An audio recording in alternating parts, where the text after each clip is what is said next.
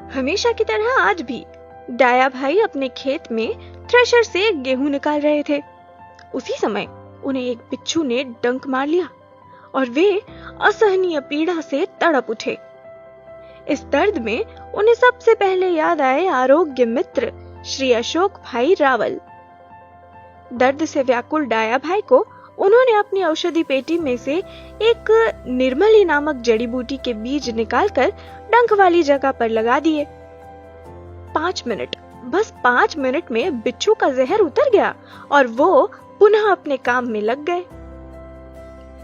भारत के विकसित राज्यों में से एक गुजरात में ऐसी अनेक कहानियां मिलती हैं, जहां आरोग्य मित्रों की औषधि पेटी ने जनजातीय इलाकों में लोगों को स्वस्थ रखने में महत्वपूर्ण भूमिका निभाई है। आइए आज हम आपको ले चलते हैं 30 वर्षों की ऐसी रोचक यात्रा पर, जहां हमारे सेवा मित्रों ने आयुर्वेद के माध्यम से लोगों को न केवल स्वस्थ रखा, बल्कि उन्हें समाज से जोड़ने में भी अहम भूमिका निभाई है।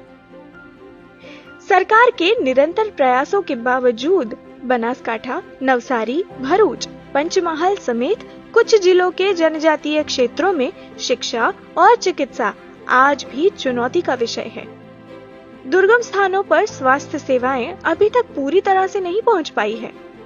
इसी समस्या को ध्यान में रखते हुए सेवा भारती गुजरात ने 26 अप्रैल 1992 को अरवल्ली जिले के ब्रह्मकोटड़ा गांव में सबसे पहले क्षय रोग से लड़ने के लिए आरोग्य केंद्र की स्थापना की थी।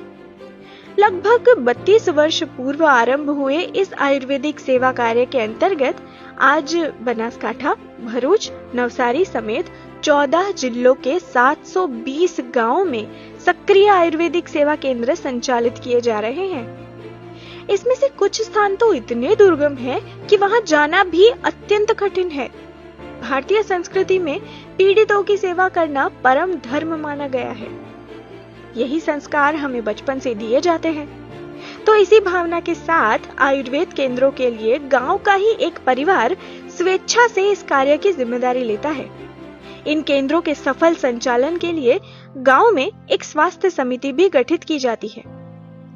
इस परिवार के एक सदस्य को प्रशिक्षण देने के बाद उन्हें एक आरोग्य पेटी दी जाती है, जिसमें महासुदर्शन बटी, आंवला पाउडर, बेहड़ा, सौंठ पाउडर, गिलोय, गोखरू आदि कुल 22 औषधियां होती है। और ये औषधियां छोटी से छोटी बीमारियों से लेकर विषैले जीव जंतुओं के काटने तक में अत्यंत उपयोगी सिद्ध होती है। इस केंद्र को संचालित करने वाले व्यक्ति को आरोग्य मित्र कहा जाता है।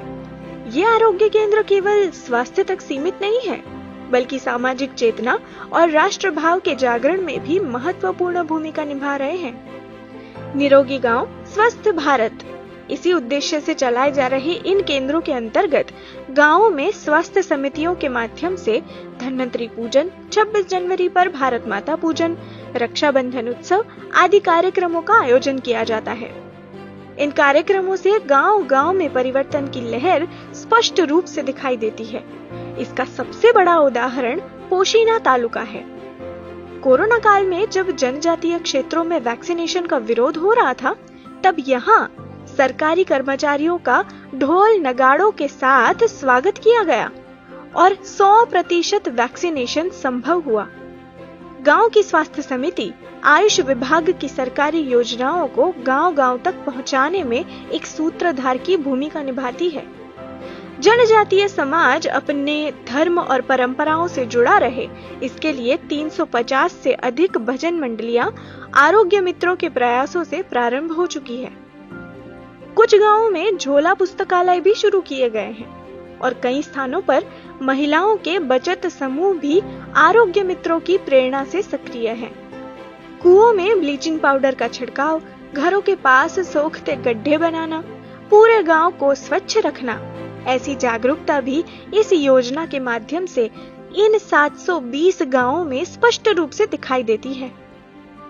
वैसे देखा जाए तो सर्वे सन्तु निरामया, इस मूल मंत्र को ध्यान में रखकर सेवा भारती गुजरात पिछले 30 वर्षों से अपनी इस सेवा यात्रा को गरिमा और गौरव के साथ निरंतर आगे बढ़ा रही है।